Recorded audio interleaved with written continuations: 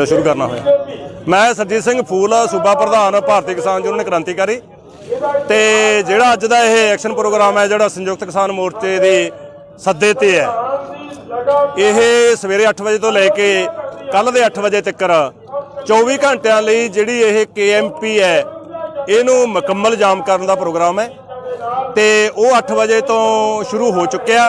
ਤੇ सफलता सहित है ਜਿਹੜਾ ਸਾਰੀਆਂ ਜਿਹੜੀਆਂ ਸਾਡੇ ਵਰਕਰ है किसान है नौजवान है ਸਾਰੇ ਕਾਫਲਿਆਂ ਦੇ ਸਮੇਤ ਇੱਥੇ ਪਹੁੰਚ ਚੁੱਕੇ ਹੈ ਤੇ ਕੱਲ ਤੱਕ ਨਹੀਂ ਜੀ ਚੱਲਣਾ ਹੈ। ਹਾਂ, ਦੂਜੀ ਗੱਲ ਜਿਹੜਾ ਹੈਗਾ ਇੱਥੇ ਕਈ ਕਹਿੰਦੇ ਆ ਵੀ ਗਰਮੀ ਹੈ ਜਾਂ ਹੋਰ ਹੈ, ਕੋਈ ਵਿਵਸਥਾ ਜਿਹੜੀ ਪ੍ਰਬੰਧ ਕਰਨੇ ਹੈ ਉਹ ਸਾਰੇ ਪ੍ਰਬੰਧ ਹੋ ਚੁੱਕੇ ਹੈ। ਸਭ ਤੋਂ ਪਹਿਲਾ ਪ੍ਰਬੰਧ ਛਾਂ ਦਾ ਹੁੰਦਾ, ਗਰਮੀ ਹੋਣ ਕਰਕੇ ਛਾਂ ਅਸੀਂ ਜਿੰਨੇ ਵੀ KMP ਦੇ ਉੱਤੇ ਆਹ ਟੋਲ ਪਲਾਜ਼ਿਆਂ ਦੇ ਸ਼ੈੱਡ ਹੈ ਇਹ ਸਾਰੇ ਅਸੀਂ ਆਪਦੇ ਕਬਜ਼ੇ 'ਚ ਲੈ ਲਏ ਹੈ ਤੇ ਸਾਰੀਆਂ ਜਿਵੇਂ ਆਹ ਸਟੇਜ ਚੱਲ ਰਹੀ ਹੈ ਸਾਰੇ ਸ਼ੈੱਡਾਂ ਦੇ ਥੱਲੇ ਜਿੰਨੇ ਵੀ 4 ਚੁਫੇਰੇ ਸ਼ੈੱਡ ਹੈਗੇ ਨੇ ਟੋਲ ਪਲਾਜ਼ਿਆਂ ਦੇ ਉਹਨਾਂ ਸਾਰਿਆਂ ਦੇ ਉੱਤੇ ਘੱਟੋ ਘੱਟ 10-10 20-20 ਕਿਲੋਮੀਟਰ ਦੇ ਸੰਨ ਤੇ ਇਹ ਟੋਲ ਪਲਾਜ਼ੇ ਹੋਣਗੇ।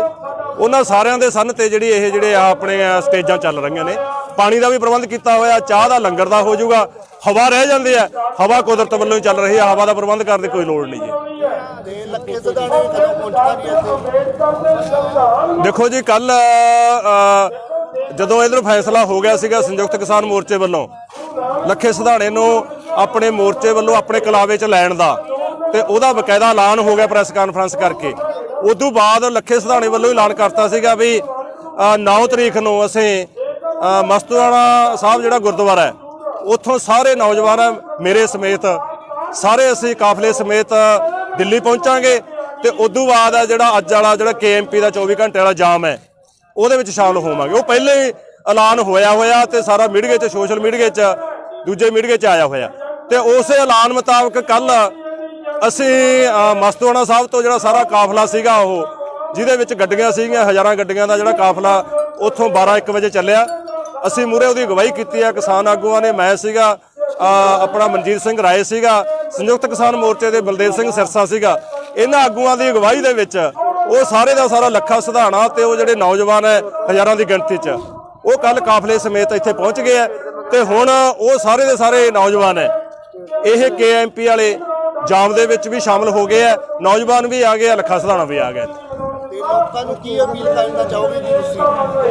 ਤੁਸੀਂ? ਲੋਕਾਂ ਨੂੰ ਸਾਡੀ ਅਪੀਲ ਇਹੀ ਹੈ ਵੀ ਜਿਹੜਾ ਇਹ ਸਰਕਾਰ ਦਾ ਜਿਹੜੇ ਕਾਨੂੰਨ ਹੈ,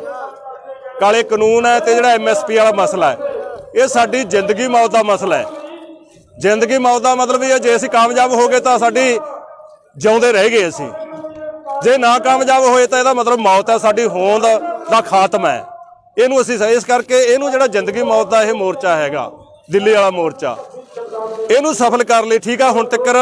ਆਹ ਜਿਹੜਾ ਮਹੀਨਾ ਲੰਘਿਆ ਇਹ ਅਪ੍ਰੈਲ ਮਹੀਨਾ ਲੰਘ ਗਿਆ, ਇਹ ਤੋਂ ਪਹਿਲਾਂ ਮਾਰਚ ਵਾਲਾ ਮਹੀਨਾ ਲੰਘਿਆ, ਇਹਦੇ ਵਿੱਚ ਬਥੇਰੀਆਂ ਕਾਨਫਰੰਸਾਂ ਕਰ ਲਈਆਂ ਸਾਰੇ ਸੂਬਿਆਂ ਦੇ ਵਿੱਚ। ਹੁਣ ਉਹ ਕਾਨਫਰੰਸਾਂ ਬੰਦ ਕਰਕੇ ਹਾੜੀ ਸਾਂਭ ਕੇ ਜਿਹੜਾ ਇਦੋਂ ਬਾਅਦ ਵਾਲਾ ਜਿਹੜਾ ਵੱਡਾ ਐਕਸ਼ਨ ਹੈਗਾ ਐਲਾਨ ਕੀਤਾ ਹੋਇਆ ਮਈ ਦੇ ਪਹਿਲੇ 15 ਦੇ ਵਿੱਚ